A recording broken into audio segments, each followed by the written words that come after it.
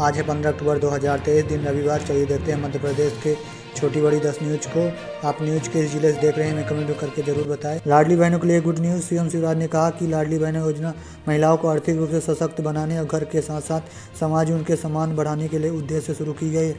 बता दें कि लाडली बहना योजना की इस साल मार्च में सीएम शिवराज ने शुरू की। योजना के तहत प्रत्येक पात्र महिला को हर महीने 1250 रुपये की वित्तीय सहायता दी जाती है। सीएम शिवराज राज्य की राजधानी में गोविंदपुरा निर्वाचन क्षेत्र में महिलाओं को संबोधित कर रहे थे। सीएम शिवराज ने कहा कि जिन महिलाओं को वर्तमान में लाडली बहना योजना का लाभ नहीं मिल रहा है उन्हें चिंता करने की कोई ज़रूरत नहीं है, क्योंकि वह बाद में सुनिश्चित करेंगे उन्हें भी इसमें शामिल किया जाए।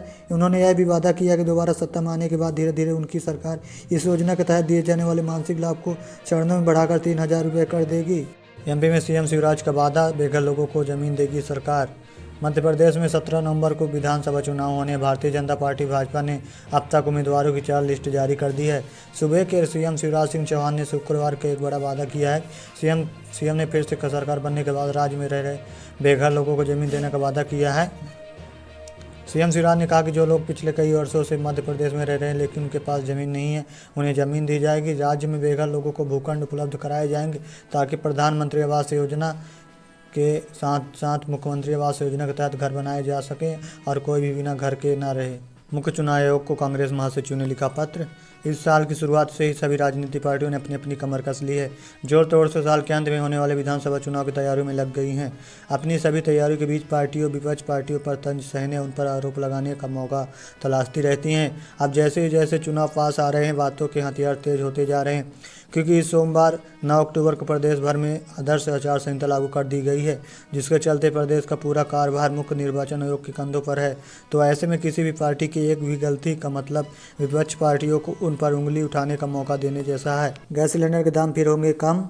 सरकार की ओर से महंगाई को काबू करने के लिए अब कई बड़े कदम उठाए जा रहे हैं, जिसका असर भी देखने को मिल रहा है। अगस्त महीने के आखिरी सप्ताह में एलपीजी सिलेंडर के दाम में काफ़ी गिरावट दर्ज की गई थी, जिसके बाद ग्राहकों के चेहरे पर काफ़ी रौनक झलकी थी। एलपीजी सिलेंडर के रेट 200 रुपये तक कम कर दिए गए थे, जिससे आम लोगों को महंगाई से राहत मिली थी।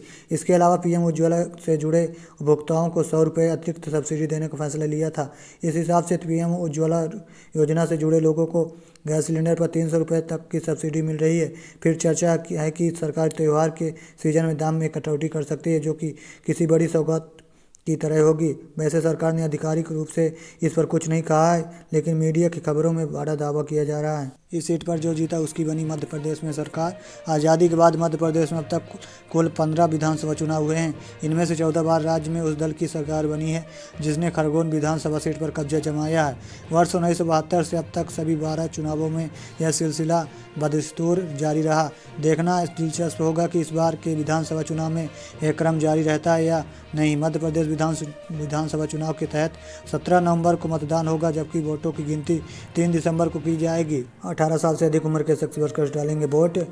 भारत निर्वाचन आयोग के निर्देशानुसार लोकसभा निर्वाचन 2024 के मद्देनजर 18 वर्ष से अधिक आयु के शख्स वर्कर्स के नाम जोड़ने की प्रक्रिया प्रारंभ होने वाली है। इसके लिए आयोग ने समस्त कलेक्टर, डिप्टी कलेक्टर अथवा महिला तहसीलदार को इस कार्य के लिए नोडल अधिकारी के रूप में नियुक्त करने के निर्देश दिए हैं। जिला में नोडल अधिकारी शख्स वर्कर्स के नाम मतदाता सूची में जोड़ने के संबंध में आयोग द्वारा जारी निर्देशों के अनुसार समन्वय स्थापित कर कार्रवाई सुनिश्चित की जाएगी। सीएम ने कहा, मुझे पहले ही आशंका थी कि कांग्रेस लाडली बहनों का पैसा बंद करेगी। इन्होंने तो अब लाडली बहना योजना बंद करने की भी तैयारी कर ली है। ये ट्वीट किए जा रहे हैं कि मामा चुपके से पैसा डालेगा। हाँ, मैं पैसा डालूंगा। ऑनलाइन स्कीम कोई चलती हुई योजना बंद नहीं की जा सकती। लाडली बहना योजना 1 करोड़ 32 लाख बहनों का भाग्य है, खुशहाली है, जिंदगी है। पैसे डालेंगे आप। इंडिया बच पाकिस्तान मैच में भारतीय टीम को बधाई। पाकिस्तान के खिलाफ ऐतिहासिक जीत दर्ज करने पर बोले पीएम मोदी। प्रधानमंत्री नरेंद्र मोदी ने शनिवार को भारतीय क्रिकेट टीम को पाकिस्तान के खिलाफ शानदार जीत दर्ज करने पर बधाई दी। प्रधानमंत्री मोदी ने कहा कि भारत ने अहमदाबाद में दुनिया के सबसे बड़े स्टेडियम में पाकिस्तान के खिलाफ बहुत शानदार जीत दर्ज की है। मैं इस ऐतिहासिक जीत पर भारतीय टीम को बधाई देता हूं। भारत ने पाकिस्तान के खिलाफ 7 विकेट से जीत दर्ज की है। कर्नाटक में लूट का खेल खुलेआम जारी। बीजेपी प्रदेश अध्यक्ष ने लगाए आरोप, कहा कांग्रेस में भ्रष्टाचार की गारंटी।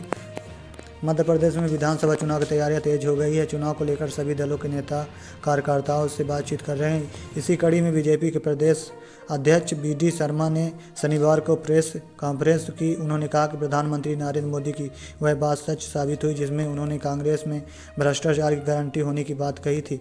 बेंगलुरु में 12 अक्टूबर की रात एक घर में बेड के नीचे से 22 बॉक्स में 42 करोड़ से ज़्यादा कैश मिला है। जमा पैसे पर अब 9.50% तक का ब्याज। त्योहारी सीजन में ग्राहकों के लिए बड़ी खुशखबरी। बीते कुछ समय बैंकों में जमा पैसे पर ज़्यादा मुनाफा मिलने लगा है। कई बैंक फिक्स डिपॉजिट पर 9% से ज़्यादा ब्याज दे रहे हैं।